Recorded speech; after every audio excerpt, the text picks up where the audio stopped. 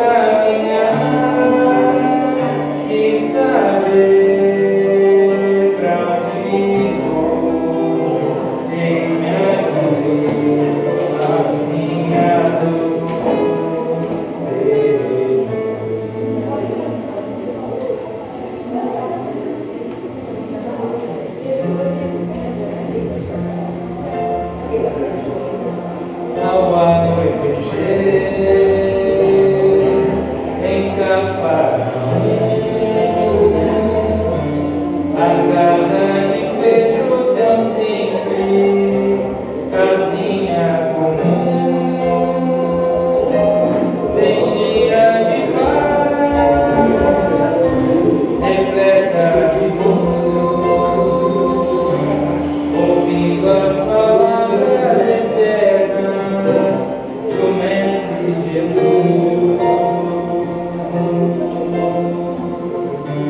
Ou me imaginar sentado ali, entre João, Pedro, Tiago, André e Levi, à beira do lago de Genezaré, lançando na água sempre sementes de fé.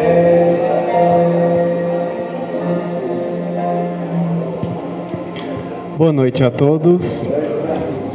Sejam todos muito bem-vindos à Casa Espírita Luz de Jesus. E nesta noite, então, nós teremos uma palestra com a nossa colega Flávia Oliveira. E para iniciarmos, então, nós vamos iniciar com uma leitura, então, do livro A Luz da Oração, de Francisco Cândido Xavier. Louvado sejas, Senhor, na glória da luz celeste, pelos bens que nos trouxeste no Evangelho Redentor, na tarefa renovada que o teu olhar nos consente, de espírito reverente, chamamos por teu amor.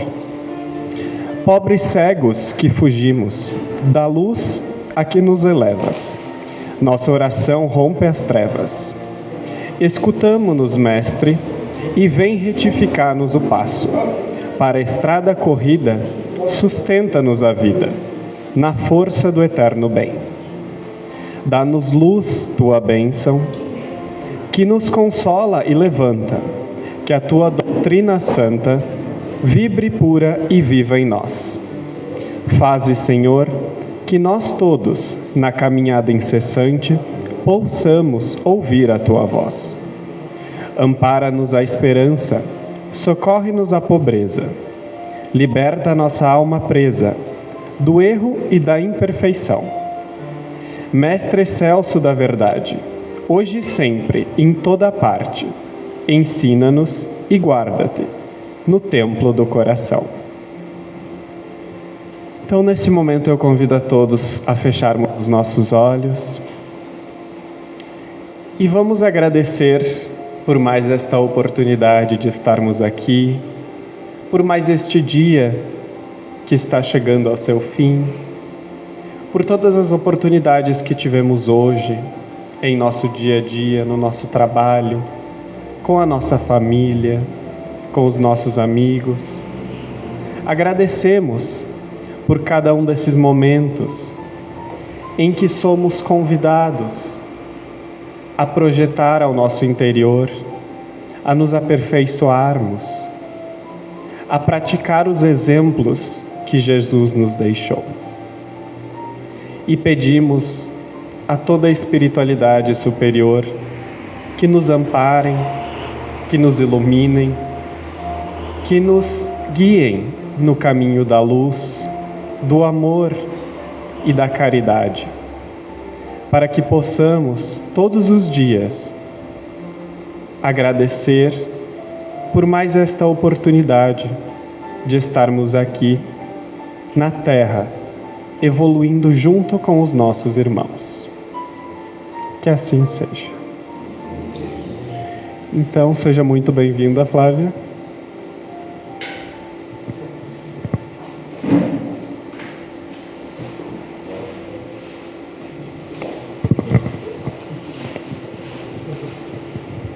Boa noite a todos e a todas. Que o nosso Mestre Jesus nos abençoe hoje e sempre. Hoje eu quero trazer uma reflexão de um capítulo do Evangelho segundo o Espiritismo, o capítulo 17, que se chama Sede Perfeitos. E tem um tópico que diz o homem de bem. E quais seriam esses atributos do homem de bem? Para que ele tenha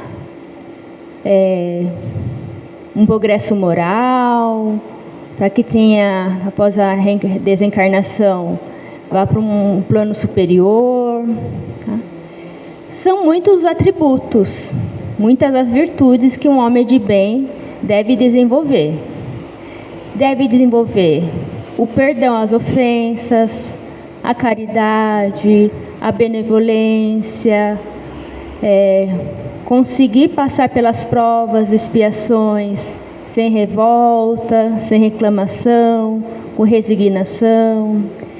Repensar sempre no final do dia, se fez todo o bem que poderia fazer, se retribuiu o mal com o bem. Então são muitas características de um homem ou de uma mulher de bem. E como é que está a nossa reflexão, o nosso desenvolvimento moral? Como é que estão as nossas atitudes, os nossos pensamentos para a nossa elevação? Em tempos tão difíceis, em que há tantos julgamentos, tantas pessoas passando por necessidades morais, materiais, por tantos julgamentos, por tantas pedras que existem nas redes sociais. São tempos muito difíceis, principalmente pós-pandemia. Tempos que alguns tiveram que se despedir dos entes amados por causa do Covid.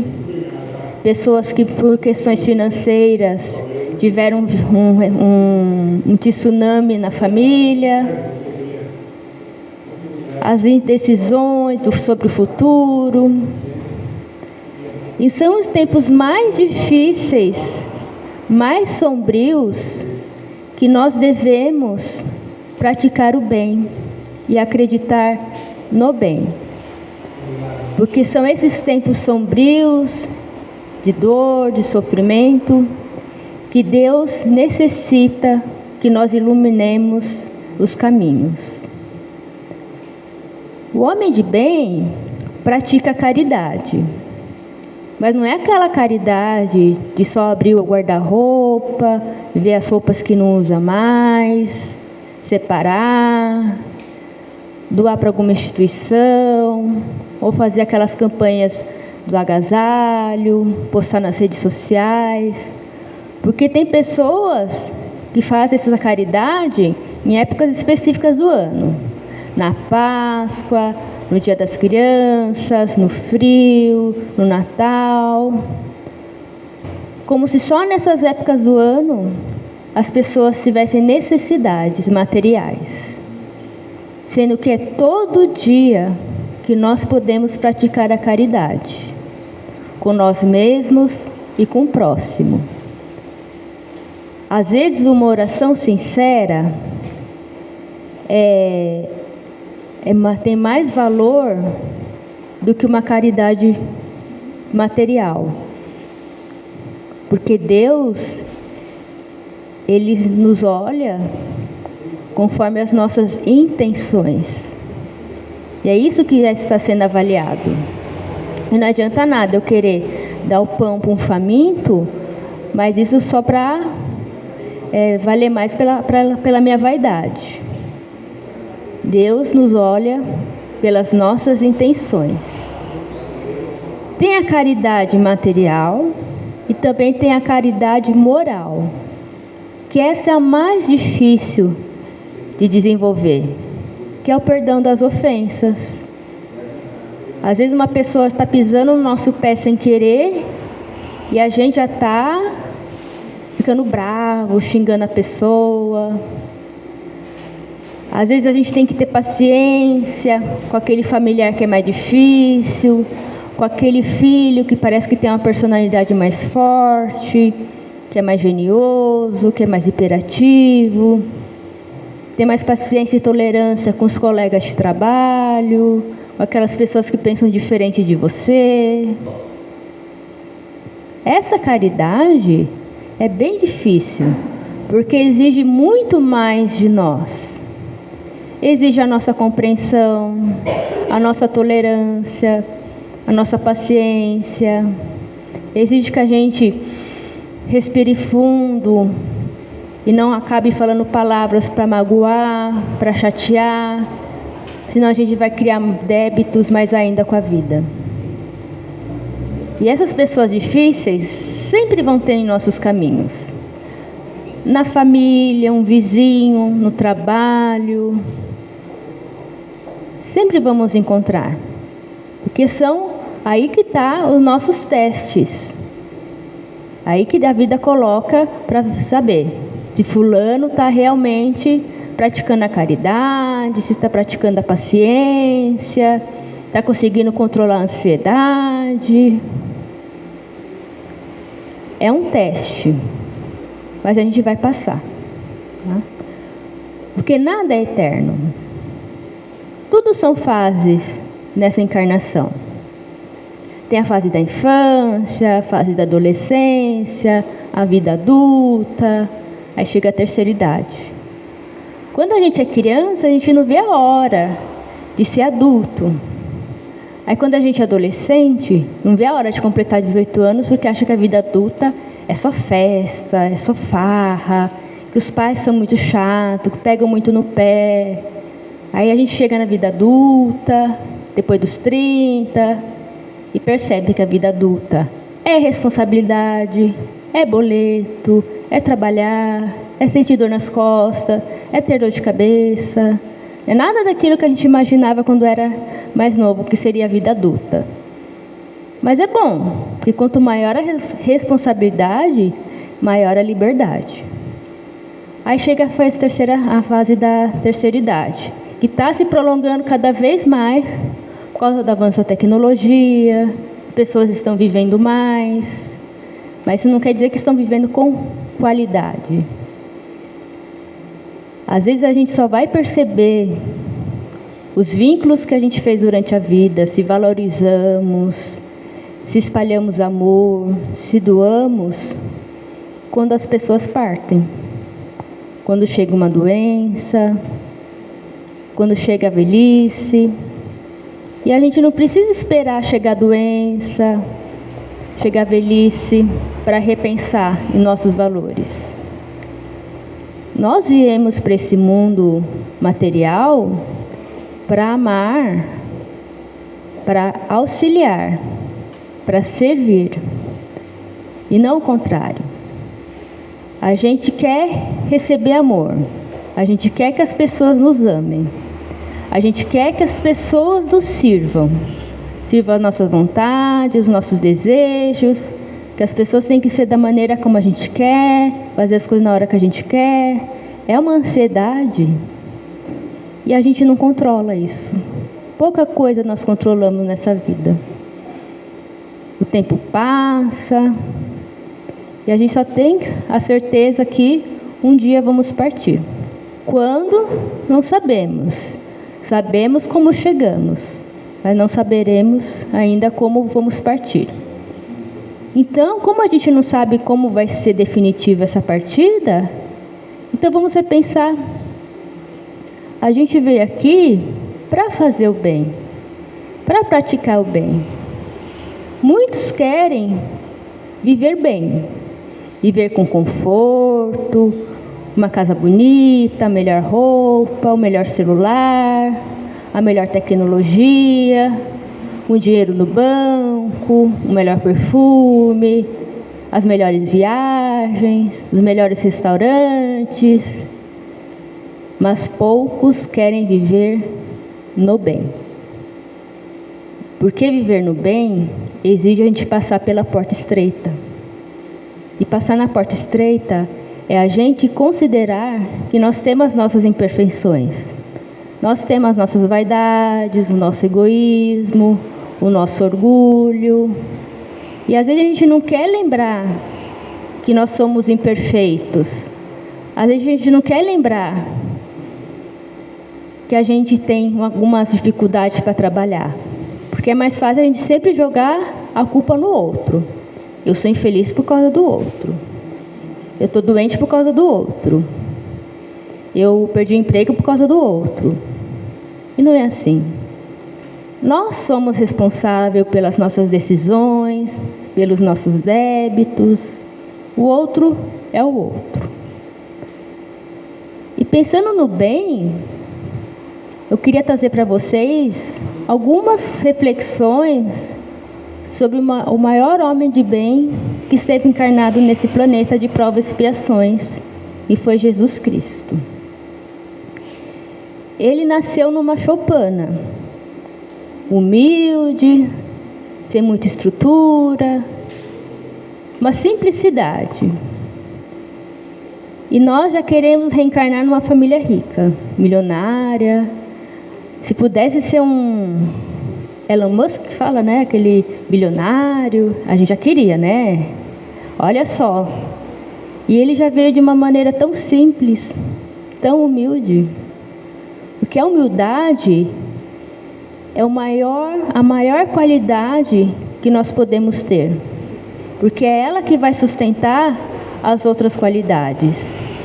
Tem muita gente que quer ser bonita, quer ser elegante, quer ser bondosa, quer ser inteligente, charmosa, alegre, mas não tem a humildade para sustentar todas essas qualidades.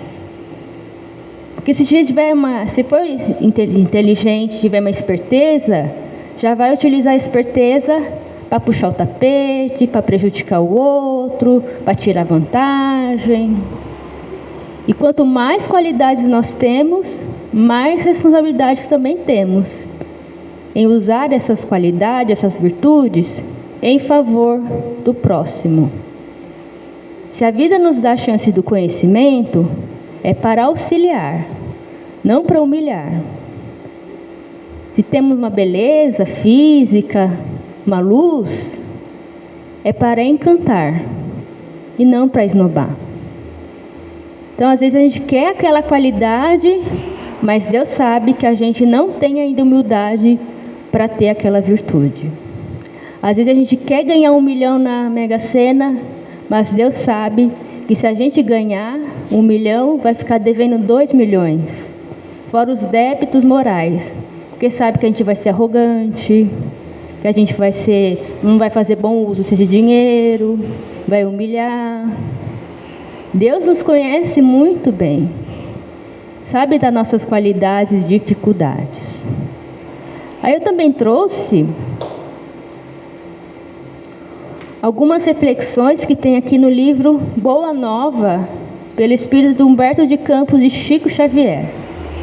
Porque Jesus nasceu de uma maneira humilde, muitos não consideraram que ele podia ser um Messias, porque esperavam vir uma pessoa cheia de ouro, com aquela grandeza material, e ele veio com uma grandeza material, mas veio com uma grandeza espiritual, mas com uma humildade.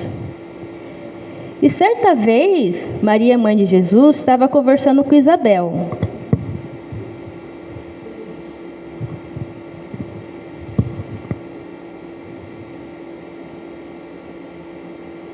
Ela tinha recebido a visita de Isabel e de seu filho na casinha simples dela de Nazaré.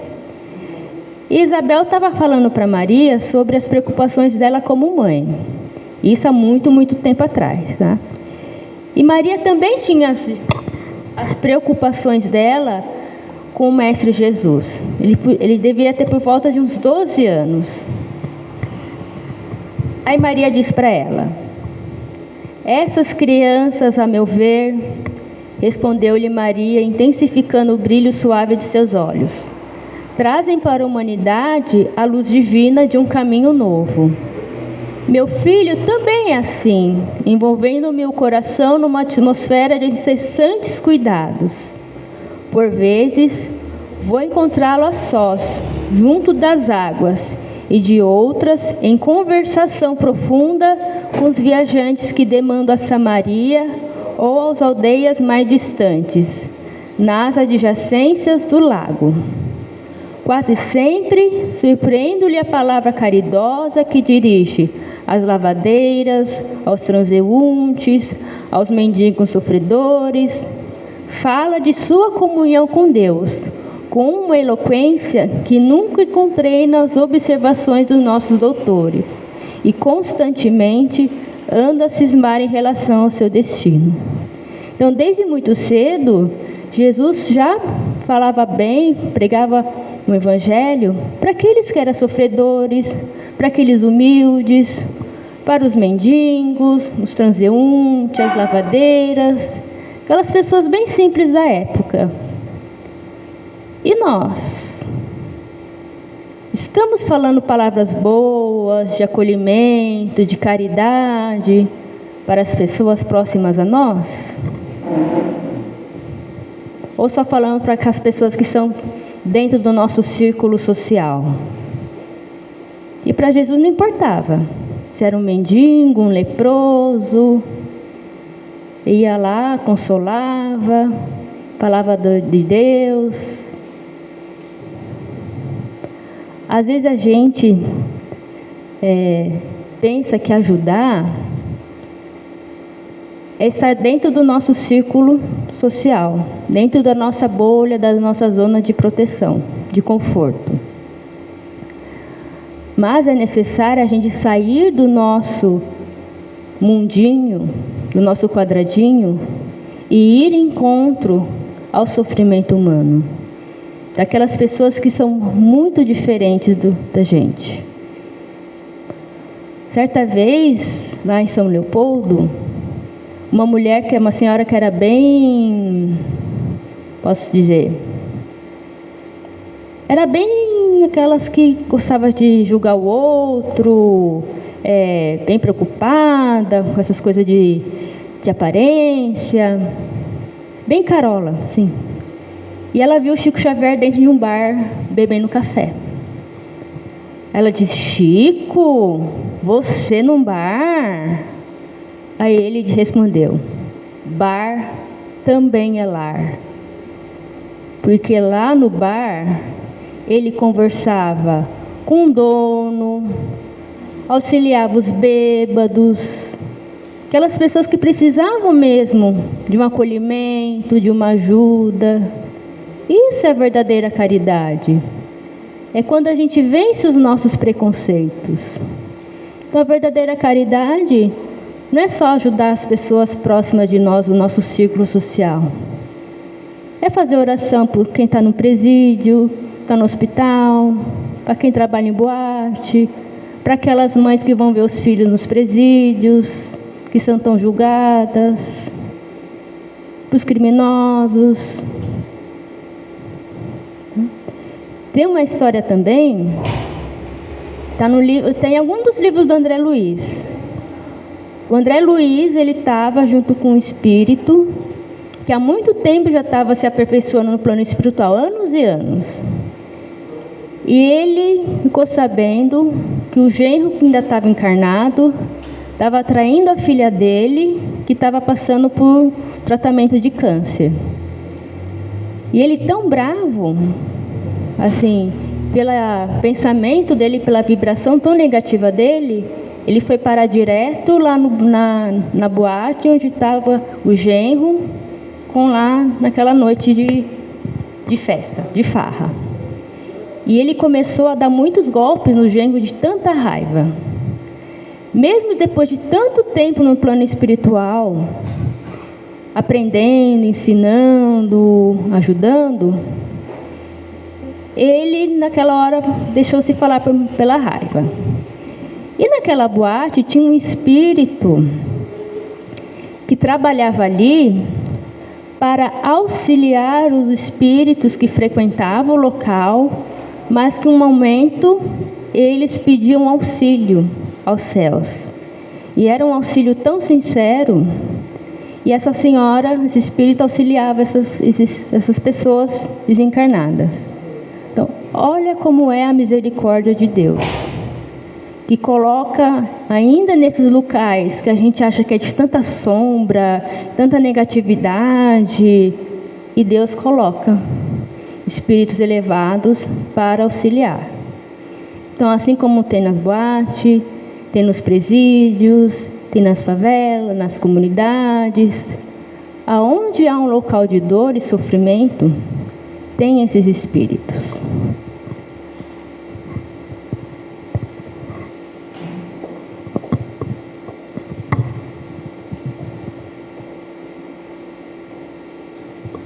Aí Jesus cresceu, né?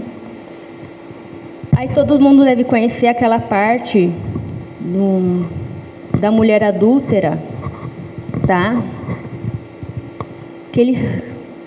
A mulher adúltera, ela ia ser apedrejada em praça pública pelos seus juízes morais. Aí Deus se aproxima e diz: aquele que não tiver pecado, que atire a primeira pedra. E eles vão se afastando um por um, né? Aí o mestre divino diz: mulher, onde estão os teus juízes? Aí ele observa a pecadora. Aí ele responde, ele mesmo diz: ninguém te condenou, também eu não te condeno. Vai e não peques mais. Olha que grande lição que Jesus nos dá, né? Ele veio, ensinou o amor, ensinou a caridade, ensinou a benevolência, não condenou ela, né? Aí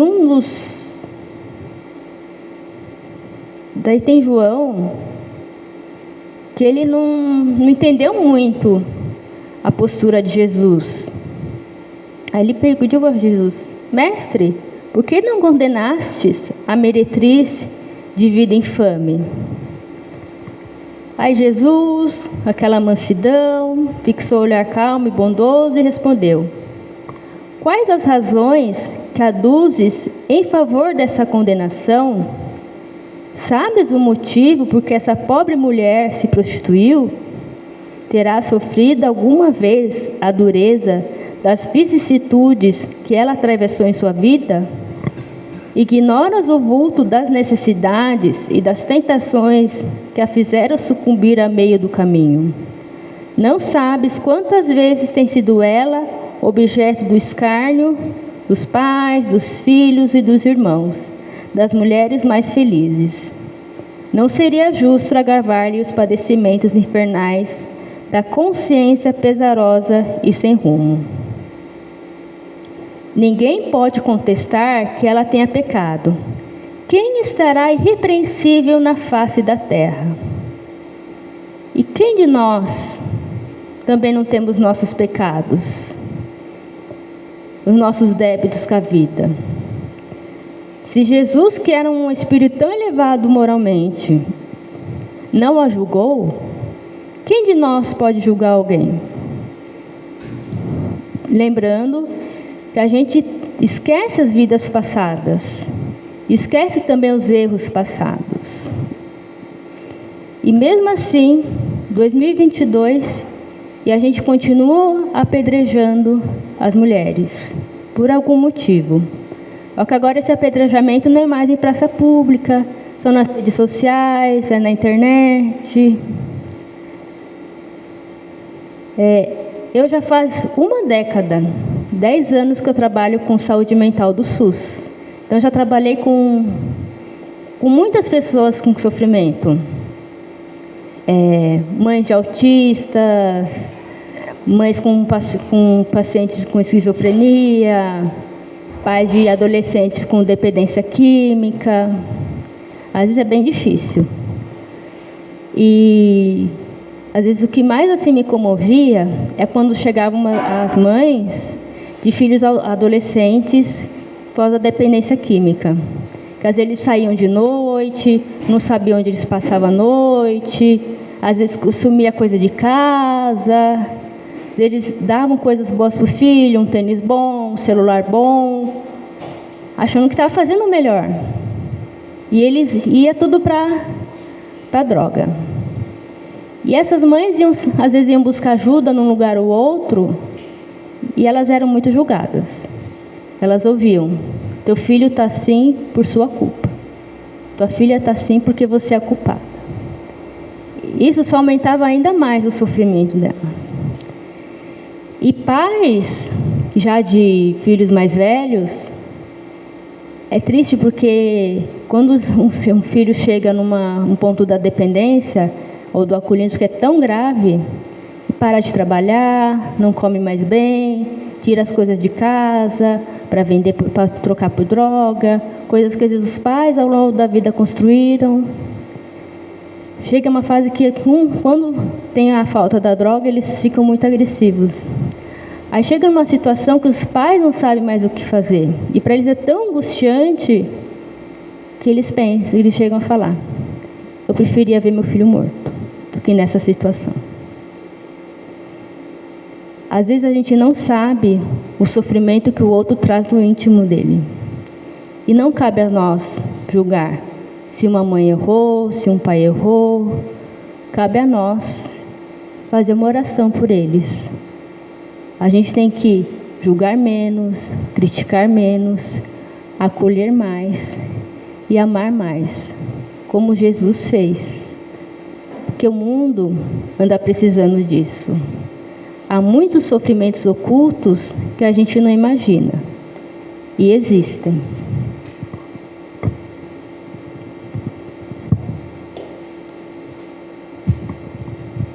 E indo mais para frente para a história de Jesus. Ele sabia que ia ser traído. Eu já sentia isso. Às vezes para nós é tão difícil a gente perdoar alguém. E Jesus, sabendo que ia ser traído, ele seguiu em frente.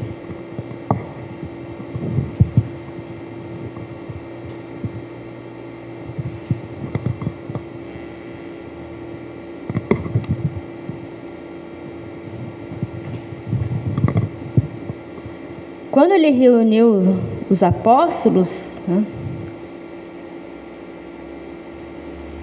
ele os chamou e disse: amados, importa que eu vos esclareça o coração, a fim de que as horas tormentosas que se aproximam não cheguem a vos confundir o entendimento. Por intermédio da palavra de Simão, tivestes a claridade reveladora.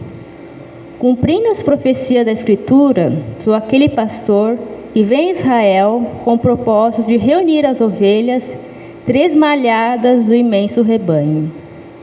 Venho buscar as dracmas perdidas do tesouro de nosso Pai. E qual o pegureiro que não dá testemunho de sua tarefa ao dono do redil?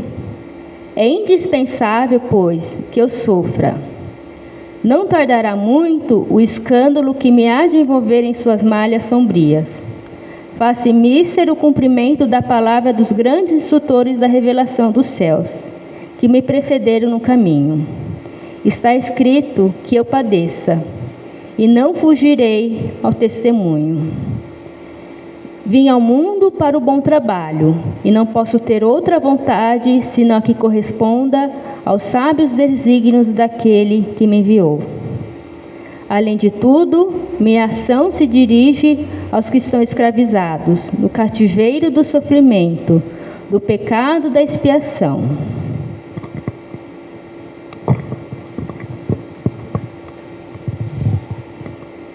Não espereis por triunfos, que não os teremos sobre a terra de agora. Nosso reino ainda não é, nem pode ser deste mundo.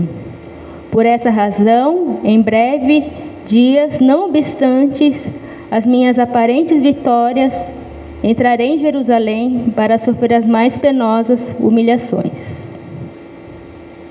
E todos nós sabemos que isso aconteceu. Quando Jesus repartiu o pão, porque ele gostava de fazer isso, ele pegou a mão de Judas para ajudar ele a repartir o pão. Como se quisesse, assim, dizer a Judas: você ainda pode voltar atrás, repensar. Mas mesmo assim, Judas fez o que fez. Aí Jesus passou por aquele calvário, por todo aquele julgamento, por toda aquela dor. E quando ele estava crucificado na cruz, ele orou a Deus e disse: perdoa-lhes, Pai, pois eles não sabem o que fazem. Porque Jesus amou sem ser esperado amar. Auxiliou sem esperar auxílio. Porque no momento da crucificação, lá não estavam os cegos que ele curou, não estavam os leprosos, não estavam aqueles doentes. Estava Maria, tinham muitos poucos. Mas espiritualmente, uma legião de espíritos celestiais chegaram, auxiliaram ele, deram bálsamo para suas dores. E mesmo sabendo da traição de Judas, veio um anjo da caridade e bem perto de ouvido de Jesus, ouviu ele dizer para ele ajudar Judas, porque Judas tinha acabado de cometer suicídio. E esse anjo da caridade foi lá auxiliar Judas. Jesus, homem de bem, é o maior exemplo que nós temos de amor, de justiça, de perdão, de humildade, de resignação. Quando nós estivermos em dúvida o que fazer, reflita: o que Jesus faria? Como ele agiria nessa situação? Tenhamos Jesus como nosso mestre, o maior exemplo de valor moral, de amor. Assim como ele recebeu o auxílio, nós também sempre receberemos auxílio. Não importa onde, nem como. Quando não há caminhos mais para o homem, Deus tem seus atalhos. E que Jesus nos abençoe, hoje e sempre nesta noite, hoje e sempre. E que teu amor nos guie nessa nossa encarnação. Que assim seja.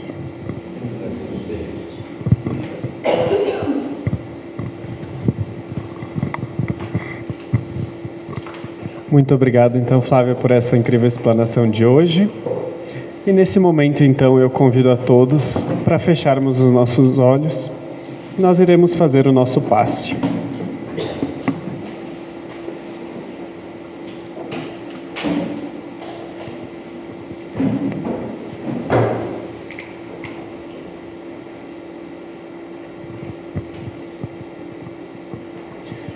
Prece à infinita misericórdia. Senhor, sejam para o teu coração misericordioso todas as nossas alegrias, esperanças e aspirações. Ensina-nos a executar os teus propósitos desconhecidos. Abre-nos as portas de ouro das oportunidades do serviço e ajuda-nos a compreender a tua vontade. Seja o nosso trabalho a oficina sagrada de bênçãos infinitas. Converte-nos as dificuldades em estímulos santos. Transforma os obstáculos da senda em renovadas lições. Em teu nome, semearemos o bem, onde surjam espinhos do mal. Acenderemos a tua luz, onde a treva demore. Verteremos o bálsamo do teu amor, onde corra o pranto do sofrimento.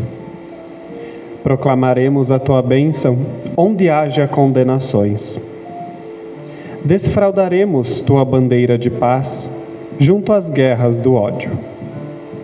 Senhor, da que possamos servir-te com a fidelidade com que nos amas, e perdoa a nossa fragilidade e vacilações na execução da tua obra. Fortifica-nos o coração, para que o passado não nos perturbe e o futuro não nos inquiete, a fim de que possamos honrar-te a confiança no dia de hoje, que nos deste para a renovação permanente até a vitória final. Somos tutelados na terra, confundidos na lembrança de erros milenários, mas queremos agora, com todas as forças da alma, nossa libertação em teu amor para sempre.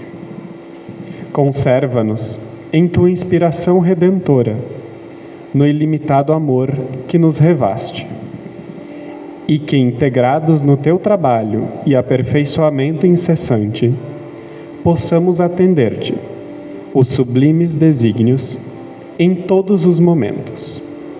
convertendo-nos em servidores fiéis da tua luz para sempre. Que assim seja. Então a Casa Luz de Jesus agradece a presença de todos, que todos possamos ter um bom retorno aos nossos lares e possamos ter uma ótima semana. Muito obrigado.